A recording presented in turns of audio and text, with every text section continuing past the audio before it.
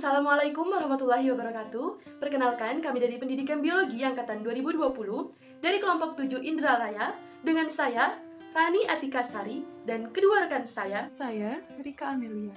Dan saya, Alifa Samaratul Kolbi. Di sini, kami akan menampilkan sebuah video mengenai katabolisme glukosa dan sumber-sumber karbohidrat di lingkungan sekitar tempat tinggal. Selamat menyaksikan. Tujuan pembelajaran, mahasiswa mampu menguasai pondasi saintifik dalam materi katabolisme. Teori, katabolisme adalah rangkaian reaksi kimia yang berkaitan dengan proses pembongkaran, penguraian atau pemecahan molekul kompleks menjadi molekul yang lebih sederhana dengan bantuan enzim. Penguraian molekul ini menghasilkan atau melepaskan energi atau ATP yang digunakan organisme untuk beraktivitas. Salah satu molekul kompleks yang dapat diurai dalam reaksi katabolisme ini adalah karbohidrat. Karbohidrat merupakan salah satu biomolekul makhluk hidup yang tersusun atas monomer sakarida. Salah satu penyusun karbohidrat adalah glukosa. Reaksi katabolisme glukosa terdiri dari 4 tahapan yaitu glikolisis, dekarboksilasi oksidatif, siklus Krebs, dan sistem transfer elektron. Pada kesempatan kali ini, kami menggunakan sampel ubi jalar, kentang, dan roti.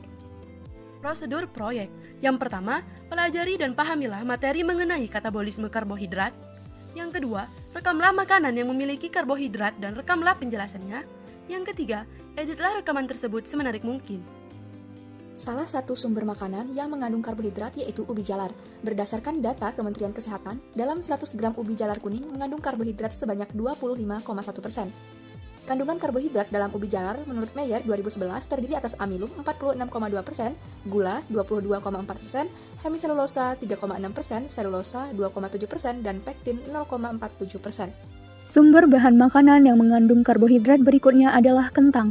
Menurut data dari Kementerian Kesehatan Republik Indonesia, dalam 100 gram kentang mengandung 13,5% karbohidrat. Menurut Dr. Halomuan Hutagalung, jenis karbohidrat yang ada dalam kentang dalam bentuk pati dan gula sederhana. Makanan yang mengandung karbohidrat salah satunya adalah roti tawar gandum. Berdasarkan data Kementerian Kesehatan, setiap 100 gram roti tawar gandum mengandung karbohidrat sebanyak 49,7 gram. Menurut Beldrox 2009, kandungan pati pada karbohidrat roti tawar sebanyak 20-30% amilosa dan 70-80% amilopektin. Untuk mengetahui kandungan karbohidrat yang ada pada sumber bahan makanan, kita dapat melakukan berbagai macam analisis atau uji sampel bahan makanan tersebut, seperti uji Molis, uji iodin, tes Barford, tes Seliwanov, dan uji Benedict. Yang pertama yaitu uji Molis. Pada uji ini dapat menganalisis semua jenis karbohidrat yang ada pada bahan makanan yang diuji. Pada tes ini, bahan makanan yang mengandung karbohidrat akan menghasilkan reaksi berwarna keunguan. Dalam reaksinya, gula akan bereaksi dengan alfa-naftol dalam lingkungan asam, kemudian membentuk warna ungu pada turunan purpural. Yang kedua yaitu uji iodin. Uji iodin mengambil prinsip sifat serat molekul polisakarida yang mengandung rantai glukosa dan membentuk heliks. Ruang antara heliks ini mampu menampung molekul iodin. Jika sumber bahan makanan ditetesi reagen berupa iodin dan menunjukkan reaksi warna biru keunguan, maka makanan tersebut mengandung karbohidrat. Yang ketiga yaitu tes Barford. Tes ini bertujuan untuk menguji kandungan gula reduksi atau monosakarida dalam bahan makanan. Uji Barford mengandung kupriasetat yang dilarutkan dengan aqueous dan ditambahkan dengan asam laktat.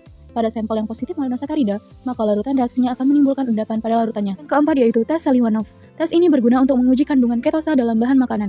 Pengujian karbohidrat dengan metode ini dilakukan dengan cara mencampurkan bahan makanan yang sudah berbentuk cair dan reagen Seliwanov ke dalam tabung reaksi. Selanjutnya, tabung reaksi tersebut akan dididihkan selama 30 detik.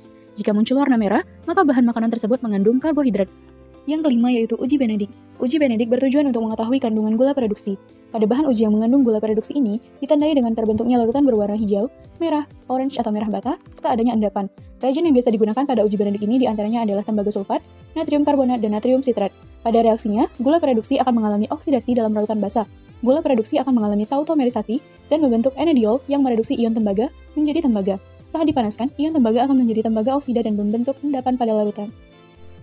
Adapun tahapan reaksi katabolisme glukosa yang pertama yaitu glikolisis, yang merupakan reaksi pelepasan energi yang memecah suatu molekul glukosa yang terdiri dari 6 atom karbon menjadi 2 molekul asam pirufat yang terdiri dari 3 atom karbon, 2 NHDH2, dan 2 ATP. Tahapan yang kedua yaitu dekarboksilasi oksidatif, yang merupakan pelepasan karbon yang mana asam pirufat masuk ke dalam mitokondria dan diubah menjadi 2 asetil-CoA karena terjadi oksidasi dan kehilangan gugus karboksil, menghasilkan 2 NHDH2. Tahapan yang ketiga yaitu siklus Krebs atau siklus asam sitrat. Asetil-CoA yang dihasilkan pada tahapan kedua yaitu dekarboksilasi oksidatif akan memasuki siklus Krebs, di mana siklus Krebs ini berlangsung di mitokondria pada kelompok eukariot dan berlangsung di sitoplasma pada kelompok prokariot. Pada siklus ini melibatkan beberapa enzim. Pada siklus ini terjadi pengambilan beberapa elektron dari asam organik antara dan mengangkut elektron tersebut ke NAD+ untuk membentuk NADH2 atau FAD untuk membentuk FADH2. Selain itu juga dihasilkan ATP dan juga terdapat pelepasan CO2. Dari 2 asetil-CoA yang memasuki siklus ini akan dihasilkan 6 NADH2, 2 FADH2, 2 ATP, dan 4 CO2.